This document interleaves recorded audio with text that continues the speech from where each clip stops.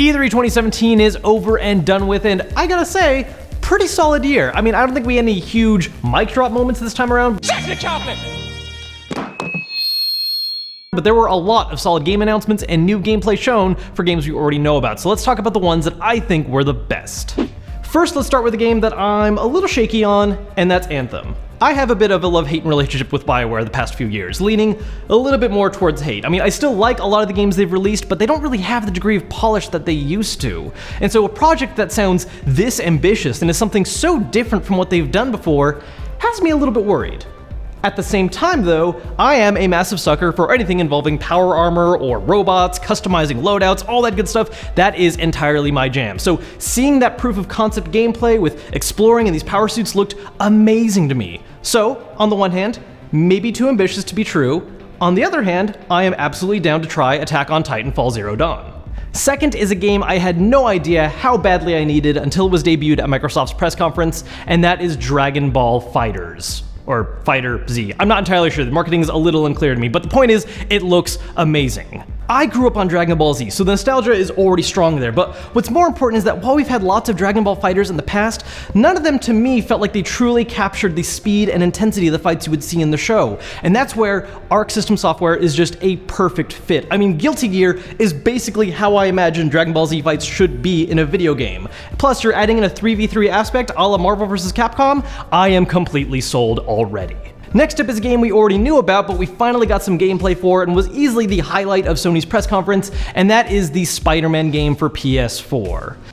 Now, to be honest, I'm not a huge fan of how quick-time event heavy this gameplay demo was near the end, but that's pretty easily balanced out by everything else we saw. The combat looked absolutely amazing. I love that they're taking a bit of a stealth element to it, but more importantly, the web slinging. This is something that no previous Spider-Man game has ever really gotten right before, because, to be honest, it actually is kind of a hard thing to do right. It was always this situation where you're running around in New York, just having webs go up into I don't know what, attaching to birds, planes, something high above you. This time around, we actually saw in the gameplay attaching to buildings, zipping through, going super fast in a way that is hopefully intuitive. If it plays as smooth as it looks, this game's going to be incredible. Fourth up was the most pleasant surprise I had this E3, and honestly the highlight of EA's press conference for me, and that's A Way Out, a new game from the same developer behind Brothers. Now, if you've never played Brothers before, that's your weekend plans now. It is a cheap game, it takes 3 to 4 hours to complete, it's on pretty much every major system.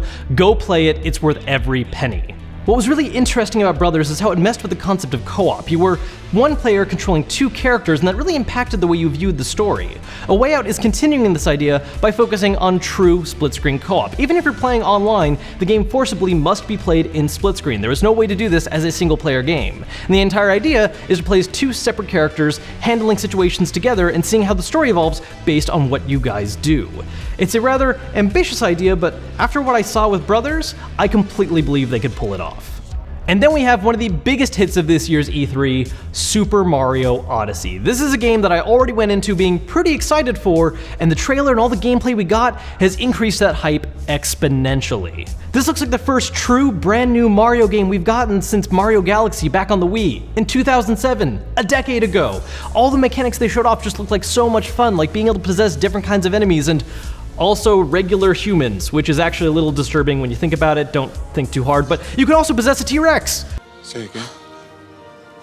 We have a T-Rex. Which is incredible.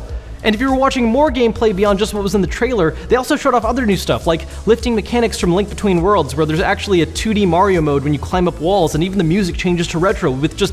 Have you ever seen a game that looks like pure fun and joy?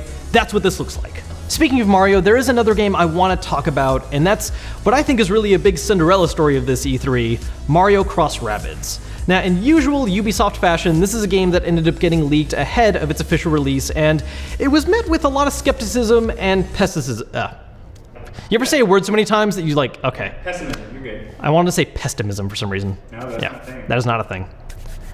Except when you really hate the movie The Pest with John Leguizamo, it was terrible.